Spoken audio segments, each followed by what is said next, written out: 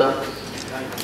তো আমি মনে করি যে আমাদের কাজটা হচ্ছে পৃষ্ঠপোষকতা, এবং কিন্তু যারা অভিজ্ঞ রয়েছেন তাদেরকে এই সময় আসলে এগিয়ে আসতে হবে। আমরা আমাদের জায়গা থেকে আমাদেরও সীমাবদ্ধতা আছে, বাট আমাদের অনেক বড় স্বপ্ন রয়েছে। আমাদের স্বপ্নের জায়গা থেকে আমরা পৃষ্ঠপোষকতা করতে চাই। সব সেক্টরে সংস্কারের আলোচনা হচ্ছে এবং সব সেক্টরেরই মানুষ নতুন করে বাংলাদেশকে কল্পনা করার একটা সাহস করতেছে। এবং এটাকে আমি সাহস বলছি কারণ কয়েকদিন আগেও এই চিন্তাটা, এই স্বপ্নটা আমাদের মনে কারো ভিতরে কিন্তু থাকতো না। তো আমরা এখন একটা সম্ভাবনা দেখতে পাচ্ছি, এবং আমাদের মধ্যে সকলের মধ্যেই হয়তো দ্বিধাও আছে আসলে এত সম্ভাবনা বা কতটুকু আমরা বাস্তবায়ন করতে পারবো কি পারবো না। তবে আমরা যেটা বলতে চাই যে আমরা শেষ পর্যন্ত চেষ্টা করে যাব, কারণ আমরা একটা অভ্যুত্থানের মধ্য দিয়ে আসছি, অনেক রক্তের উপর দিয়ে আসলে আমাদের দায়িত্বে আসা। তো ফলে চলচ্চিত্র জগতেরও যে দীর্ঘদিনের স্থবিরতা আছে, নানান ধরনের সমস্যা রয়েছে, সরকারের জায়গা থেকে আমরা পৃষ্ঠপোষকতা করতে চাই। কিন্তু আমাদের হচ্ছে যেটা আমি বললাম যে অভিজ্ঞ যারা আছেন, দক্ষ যারা আছেন, আমাদের তাদের নেতৃত্বটা বেশি প্রয়োজনীয় ক্ষেত্রে।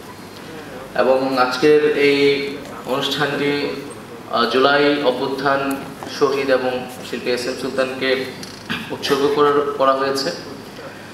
আমাদের এবং 1971 থেকে 2024-এর একটা সম্পর্ক আসলে টানা হয়েছে এই আন্দোলন, এই আজকের অনুষ্ঠানে। এবং আমরাও এটাই বলতে চাই যে আসলে আমরা 1971-এ আমাদেরও তখন যারা আন্দোলন, তখন যারা যুদ্ধ করেছেন, সেখানেও একটি নতুন স্বপ্নর মধ্য দিয়ে কিন্তু বাংলাদেশ আসলে গঠিত হয়েছিল। সেই স্বপ্ন আসলে গত 53 বছরে বাস্তবায়িত হয়নি, বিধায় আরেকটি গণঅভ্যুত্থানের প্রয়োজন হয়েছে। মানুষ আবার রাস্তায় নেমেছে, জীবন দিয়েছে। ফলে আমরা এবারের অভ্যুত্থানের স্পিরিট, আমাদের যে স্বপ্ন সেটি বাস্তবায়িত হবে, এটাই সকলের প্রত্যাশা। আপনারা জানেন যে আমাদের এই জুলাই অভ্যুত্থান এবং বর্তমান বাংলাদেশ পরিস্থিতি নিয়ে নানা ধরনের অপপ্রচার আসলে চলছে। সেই জায়গায় আমি মনে করি যারা ফিল্মের সাথে জড়িত, সাংস্কৃতিক অঙ্গনের সাথে জড়িত, তাদের অনেক ভূমিকা রয়েছে। এবং আজকের এই অনুষ্ঠান বা এই ধরনের প্রোগ্রামগুলো আমাদের আরও বেশি প্রয়োজন এই মুহূর্তে।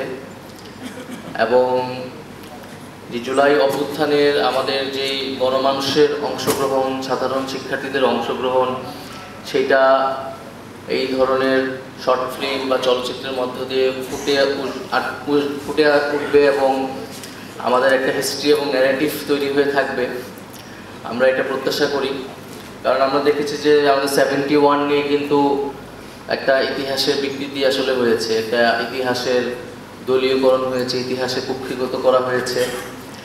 ফলে জুলাই অভ্যুত্থানের যাতে এটা না হয়, এবং জুলাই অভ্যুত্থানের যে সার্বজনীনতা, সাধারণ মানুষের অংশগ্রহণ, দলমত নির্বিশেষে, এই জিনিসটা আমরা চাই যে ইতিহাস আকারে উঠে আসুক। আরেকটি বিষয় যেটা এর আগেও আমরা